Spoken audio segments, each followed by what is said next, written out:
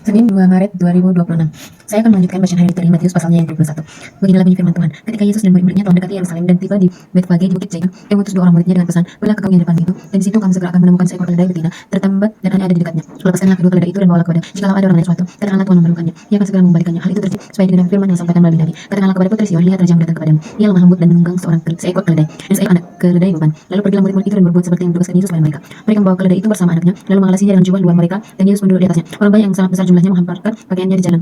Ada pula yang memotong ranting-ranting dari pohon-pohon dan menebarkannya di jalan. Orang banyak yang berjalan di depan Yesus dan mengikutinya dari belakang berseru, "Hosana bagi anak Daud, diberkatilah dia yang datang dalam nama Tuhan. Hosana di tempat yang maha tinggi." Ketika ia masuk ke Yerusalem, gemparlah seluruh kota itu, dan orang berkata, "Siapakah orang ini?" Orang banyak itu menyahut, "Inilah Nabi Yesus dari Nazaret di Galilea." Yesus masuk ke Bait Allah dan mengusir semua orang yang berjual beli di halaman Bait Allah. Ia membalikkan meja-meja penukar uang dan mangkuk-mangkuk pada yang merpati dan berkata kepada mereka, "Ada tertulis, rumahku akan disebut rumah doa, namun kamu menjadikannya sarang penyamun." Datanglah orang-orang buta dan orang-orang lumpuh kepadanya di halaman Bait Allah itu, dan mereka disembuhkannya. Ketika imam-imam kepala dan ahli-ahli Taurat melihat mujizat-mujizat yang dibuatnya itu, dan anak-anak berseru dalam Bait Allah, "Hosana bagi anak Daud." Marahlah mereka berkata kepadanya, "Engkau dengar apa yang dikatakan anak-anak ini?" Kata Yesus kepada mereka, "Aku dengar, belum pernah kamu baca dari mulut bayi-bayi dan anak-anak yang menyusu, engkau telah menyediakan puji-pujian." Lalu ia meninggalkan mereka dan pergi keluar kota ke Betania dan bermalam di situ. Pada pagi hari dalam perjalanannya kembali ke kota, Yesus merasa lapar. Di pinggir jalan ia mendapat pohon ara lalu pergi ke situ. Tetapi ia tidak menemukan apa-apa pada pohon itu selain daun-daun saja. Katanya kepada pohon itu, "Engkau tidak akan berbuah lagi selama-lamanya." Seketika itu juga keringlah pohon ara itu. Melihat kejadian itu tercenganglah murid-muridnya lalu berkata, "Bagaimana mungkin pohon ara itu sekonyong-konyong?" Yesus menjawab mereka, "Sesungguhnya aku berkata kepadamu, jika kamu percaya dan tidak bimbang, kamu bukan saja dapat melakukan apa yang kulakukan terhadap pohon ara itu, tetapi juga kamu berkata kepada gunung ini, terangkat dan terbanglah ke dalam laut, hal itu akan terjadi. Jika kamu percaya, apa saja yang kamu minta dalam doa, kamu akan menerimanya."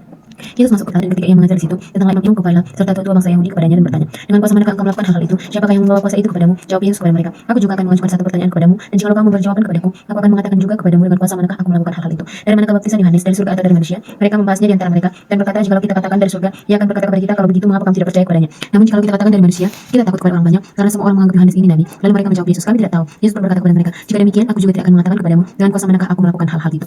Apakah pendapatmu tentang ini? Seseorang mempunyai 2 anak laki-laki. Ia pergi kepada anak yang satu dan berkata, 'Anakku, pergi dan bekerjalah hari ini ke kebun anggur.' Jawab anak itu, 'Aku tidak mau.' Namun kemudian ia menyesal dan pergi. Lalu orang itu pergi kepada anak yang lain dan mengatakan hal yang sama. Anak itu menjawab, 'Baik Bapa.' Namun ia tidak pergi. Siapakah di antara keduanya yang melakukan kehendak ayahnya?" Jawab mereka yang pertama. Kata Yesus kepada mereka, "Sesungguhnya aku berkata kepadamu, pemungut-pemungut cukai dan pelacur-pelacur mendahului kamu masuk ke dalam kerajaan Allah. Sebab Yohanes datang untuk menunjukkan jalan kebenaran kepadamu, dan kamu tidak percaya kepadanya. Namun pemungut-pemungut cukai dan pelacur-pelacur percaya kepadanya. Kamu melihatnya, tetapi kamu kemudian tidak menyesal, dan kamu juga tidak percaya kepadanya."